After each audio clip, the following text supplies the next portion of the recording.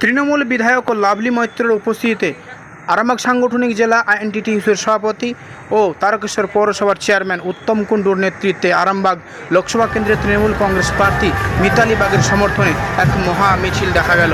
এই মিছিলের জনজোয়ার এবং হাজার হাজার মানুষের উপস্থিতি দেখা গেল। আজকের এই মিছিল থেকে বার্তা দেন তৃণমূল কংগ্রেস আরামবাগ লোকসভা কেন্দ্রের প্রার্থী মিতালি বাগ। বলেন, শুধু তৃণমূল তৃণমূল তৃণমূল, শুধু মমতা ব্যানার্জি ছাড়া আর কাউকে দেখা যাচ্ছে না। আরামবাগ থেকে তারা বিপুল সংখ্যায় তারা ভোটে জয়লাভ করবেন বলে আশা করছেন।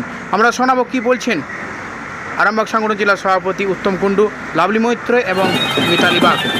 দেখতে থাকুন শেষ পর্যন্ত।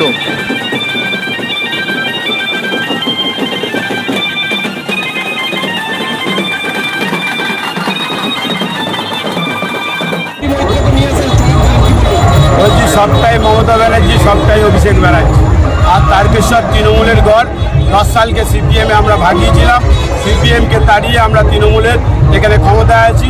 10 সাল থেকে তারকেশ্বরের মানুষ দেখেছে যেভাবে তৃণমূল কংগ্রেস উন্নয়ন করেছে, বিশেষ করে তারকেশ্বর শহরে বা গ্রামে, সেখানে মানুষ তৃণমূলের সঙ্গে আছে। আজকে মোহাম্মদ সেলিম এসেছিলেন এবং ইন্ডিয়া জোটকে কটাক্ষ করে গেছেন। আরে কে মোহাম্মদ সেলিম?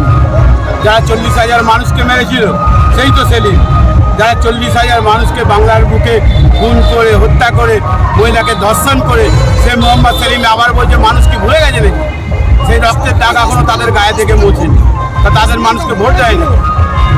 মীনাক্ষী মুখার্জি বলছে যে লক্ষ্মীর ভান্ডার তো আর জনগণের পয়সা থেকে দেওয়া। বলছি মমতা ব্যানার্জি যতদিন থাকবে, অভিষেক ব্যানার্জি যতদিন থাকবে, বাংলার বুকে তৃণমূল কংগ্রেস যতদিন থাকবে, কারো বাবার ক্ষমতা নেই এই লক্ষ্মী ভান্ডার বন্ধ করা। আজকে এই মিছিলে কি বার্তা দিচ্ছেন? আজকে বার্তা কি দেবো? আজকে দেখলেন গোটা বাংলায় জুড়ে আমরা 35টা সিট পাবো। এটা এখানে আজকে আপনারা লিখে রাখুন, 35টা আমরা সিট পাবো। আর আমাদের ইন্ডিয়া জোট সরকার করছে। লোকসভা নিয়ে কি বলবেন? কত ভোটে জিততে পারে? 100% আমরা জিতব।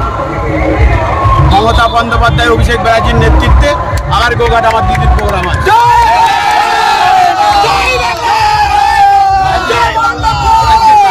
মানুষকে দেখেছেন, তারকেশ্বর থেকে আমরা যা লিড দেবো সব জায়গায় ধুয়ে মুছে সাফ।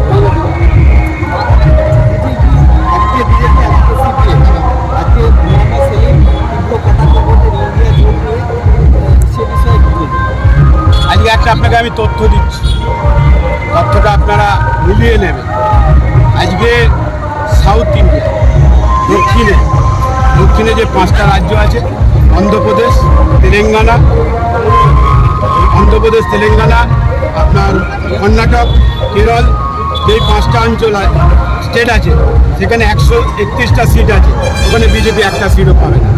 আর এদিকে মোদী সরকার আগামী ভোটে, মানে যে ভোটটা গেছিল সেই ভোটে 80 থেকে 100% পর্যন্ত পেয়েছে।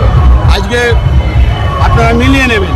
আজকে উত্তরপ্রদেশে 80টা সিটে 50টা ওরা পাবে, 30টা আমরা পাবো।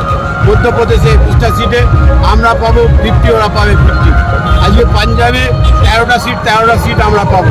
আজকে মহারাষ্ট্রে 48টা সিট ছিল, 40টা সিট পেয়েছিল এনডিএ জোট, মানে মোদির জোট। সেখানে আমাদের যে মহারাষ্ট্রে যে জোটটা হয়েছে ইন্ডিয়ার, সেখানে আমরা 70% সিট পাবো, বিজেপি কিছু পাবে না। এইভাবে যেগুলো আছে, রাজস্থানে 25টা সিটে আমরা 50-50 করবো, 25-এ 25 ওরা পেয়েছি। তাহলে এইগুলো মিলিয়ে দিলেই তো আমরা 300-এর উপরে আমরা সিট পাবো ইন্ডিয়ার। সেখানে মমতা ব্যানার্জির নির্ণায়ক। ঠিক আছে, কিছুদিন আগে তারকেশ্বর বিধায়ক আনন্দ শিবির এগুলো মিছিল করেছিলেন,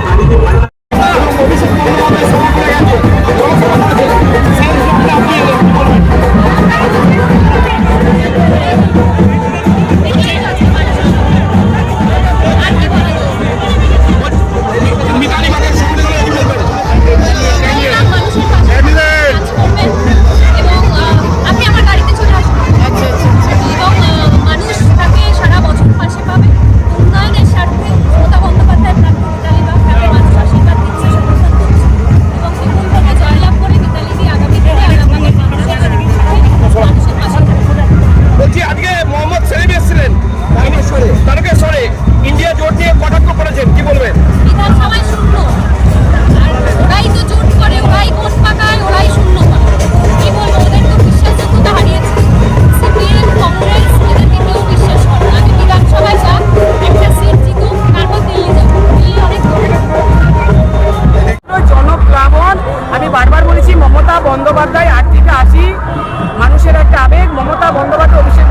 মানুষের ঘরে ঘরে, তৃণমূল কংগ্রেস মানুষের ঘরে ঘরে। এই তারকেশ্বর পূর্ণ ধামে আরো একবার প্রমাণ করলো জনতা মানুষের সাথে আছে। জনতা জনার্দন গণ দেবতা তৃণমূল কংগ্রেসের সাথে আছে। তৃণমূল কংগ্রেস মানুষের সাথে, মানুষ তৃণমূল কংগ্রেসের সাথে।